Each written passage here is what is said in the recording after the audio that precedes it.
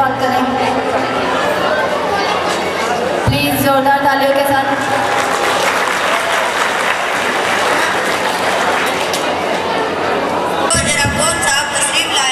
जी अब्बू जान, अभी देखता हूँ। अरे शर्मा अंकल जी, आप good morning, how are you? Very good morning बेटा, I am fine and what about you?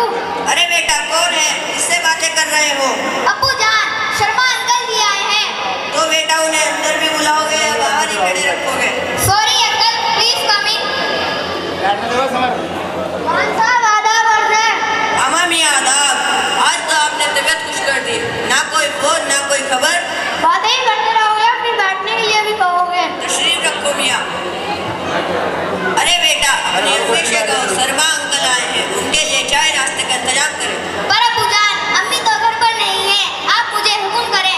बेटा अपने अंकल के लिए चाय नाश्ते का इंतजाम करो। अगर अब्बू जान आप पुराना माने तो मैं चाय थोड़ी देर में बना दूं, क्योंकि मेरे कुछ दोस्त मुझसे मिलने आ रहे हैं।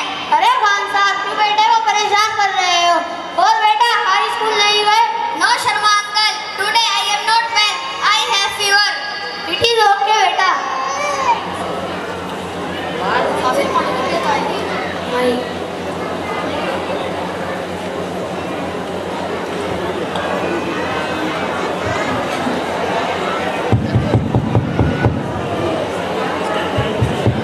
लगता है मेरे दोस्त आ गए।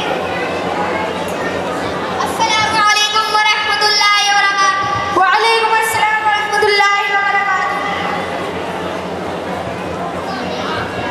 अस्सलामु अलैकुम व रहमतुल्लाहि व बरकातुहू। वालेकुम अस्सलाम व रहमतुल्लाहि व बरकातुहू।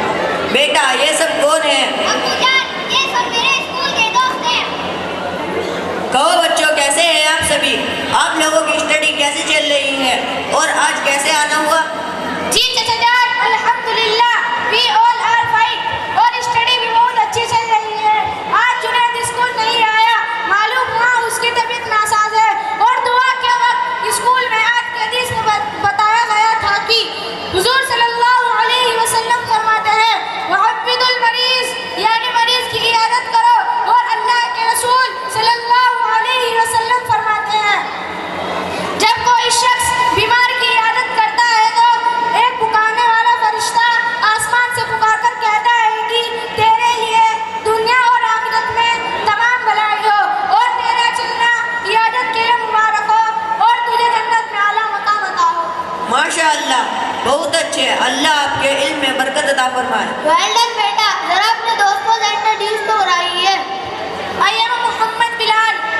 My name is Mohammad Shajar. My name is Mohammad Noman. My name is Vivek Chaudhary. Myself is Mohammad Akhlad. My name is Mohammad Azeem. I am Mohammad Saif. My name is Abdul Rahim. I am Noman Ahmed. My name is Mohammad अखलद।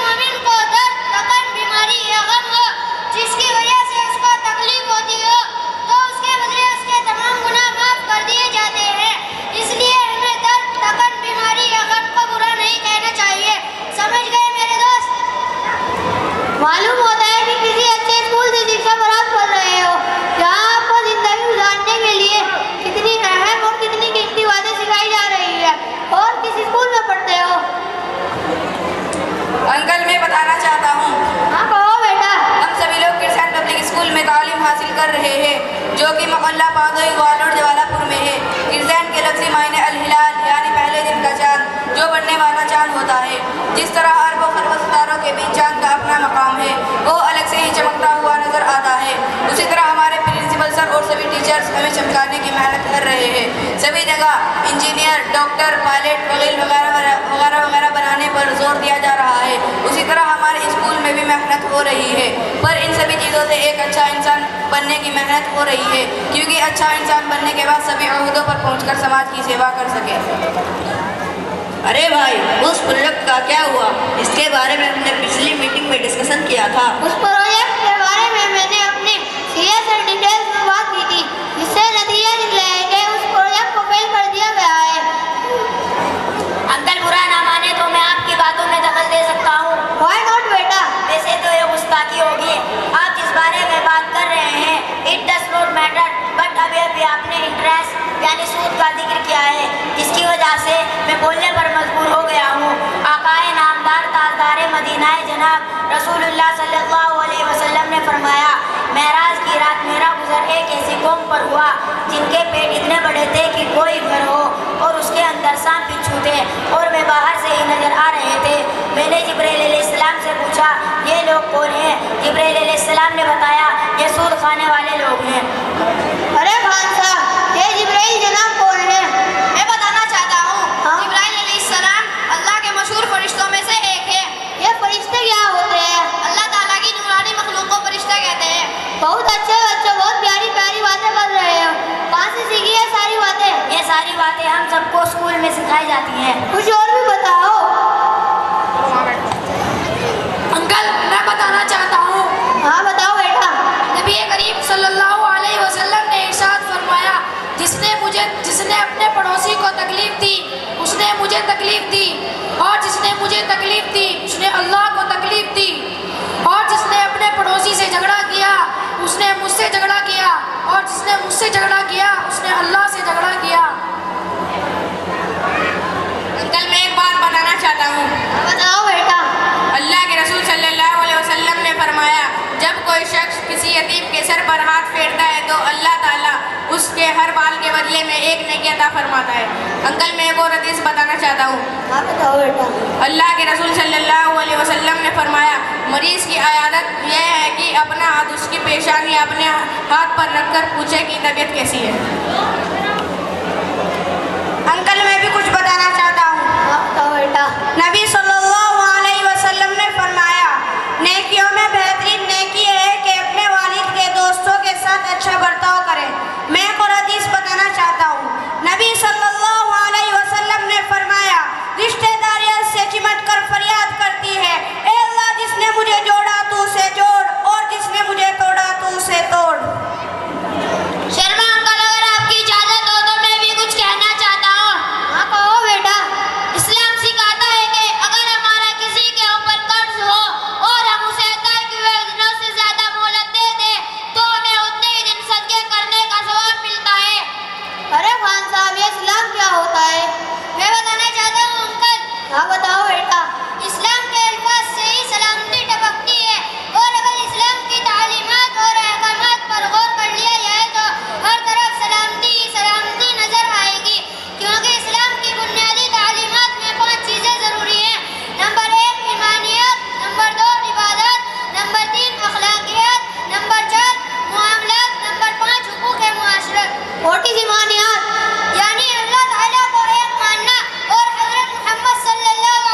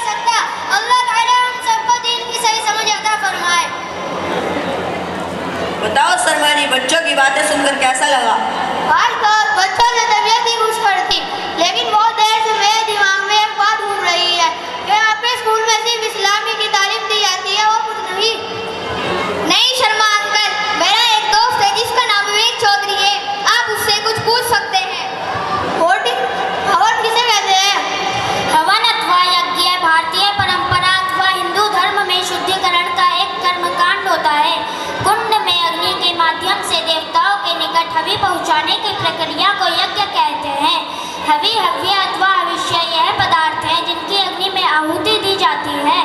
अग्नि को प्रज्वलित करने के पश्चात इस पवित्र अग्नि में फल, शहद, घी, काष्ठ इत्यादि पदार्थ प्रमुख होते हैं।